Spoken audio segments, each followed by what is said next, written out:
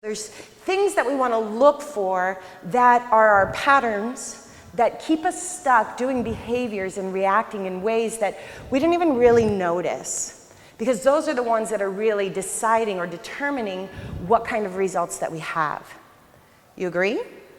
So it's not just about, okay, let me have more discipline, let me have more willpower, let me be more organized. There's something in the beliefs that we have about what's possible or how we interact with other people that really determines a lot of what the result is. And I started studying theta healing, and theta healing is a process of this very cool like meditation practice, but that helps you instantly relieve beliefs, undo beliefs. It's very cool. It's called belief work.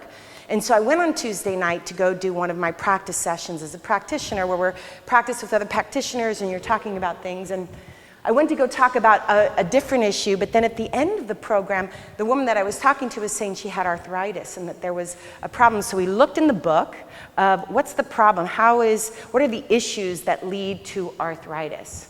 And when we saw what are the two main issues that lead to arthritis for her, it was one, always needing to be right, not wanting to make a mistake. Yeah, that was it. Like always needing to be right, not wanting to make a mistake, and worrying about that failure, that whole conversation. So we were talking about her, but then I left and I was like, because I have arthritis in my knee. And I've been wondering like what is that kind of more spiritual eye that I can take on this conversation? And then it talked about how through our ancestors, right, that this is something that gets passed on generation from ancestors. So if my mom was that and her mom was that, so super interesting because then as I started to think about, I'm moving into another stage of my business. I'm doing more online, but I'm having to create a new plan and develop new marketing and do all of these things that take me to a high level 10 freak out. And I had such a realization the other day after I left that, and I was like, that's it. I am so afraid of being wrong, like making a wrong decision. I'm so afraid of making a wrong decision that I stay indecisive. What is the most challenging place to be? If you're about to jump out of an airplane, the scariest part is not when you're free falling. The scariest part is when you're at the door if you're going to do it or not, right? But I was like, oh my God, I live so much of my life here, that indecisiveness. Is it right? Is it right? Should I do it? What if it's wrong? What if I get in trouble? What if I, like 5-year-old stuff in there, like 5-year-old stuff in there. And so I really got like, wow, how much of like a prison I have myself in. So the new work that I'm doing is really one, here's what you do. You try to notice, you try to catch what's that voice, like when you're feeling stuck, when you're feeling like you can't move forward, when you're feeling like something feels just too big to move and you don't know what to do. It's a beautiful opportunity to pause and reflect. Because that feeling, like I literally feel like there is somebody on me, like an elephant on me going like this, literally like an elephant. Like I feel that there's something in me that it's like holding me. And then when I realized, oh, it's me holding me because I'm so afraid to make a decision, if I talk it out, if I talk it through with Kellen, if I just share, ask questions, but if I don't make a decision, I'm really screwed. So you look, you wonder, what is it right now that I'm afraid of? What am I afraid of? What am I really afraid of? What's the worst that could happen? What's the worst that could happen? What am I afraid of? What don't I want to happen?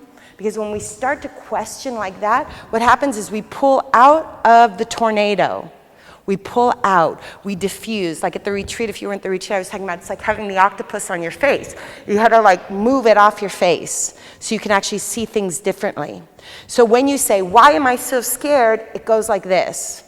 You're now not in it anymore. You're now in a state where you can diffuse, pull back, observe, and question from a more loving, kind mind. Sound good? So today as we go through the series, the whole series is I am a warrior of love. I am a warrior of love. And love, just the act of doing this. What's wrong? What am I scared of? Just that. What am I scared of right now? It moves you to love. You move to compassion. You move to love. Versus where a lot of the time is beating up. How come I can't make this decision?